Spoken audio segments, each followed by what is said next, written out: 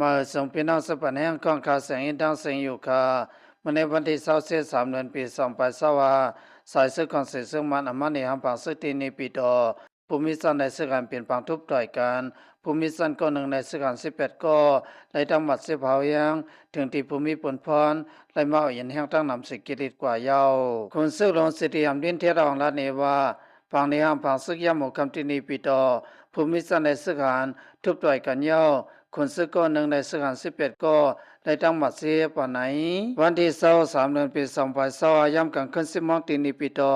ห้อง2หมาย3ในห้อง2หมาย4กุนเซินมาในหางพังซึกเสนั้นเขานั่งการขึ้นพิษหมอกันคืนไว้เสในหางพังซึกยอดถึงมายามหมู่คำมีน้องไหลมาเลี้ยงเขาหลีพักหวานเสียมเหล้าเส้นในแล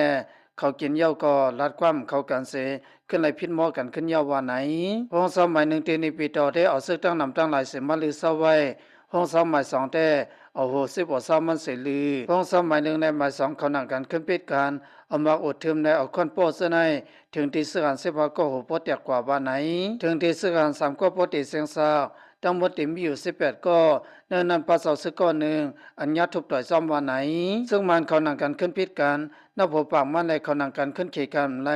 ถึงที่ไล่ห้องภูมิพลพรเขามาเกลียดปันเสื้อเห็นแห้งที่วาวาอยู่เย้าเลื่อนซุนมาสมานอันนี้ห้างพังซึ่งนั้นมากดทัดด้วยเส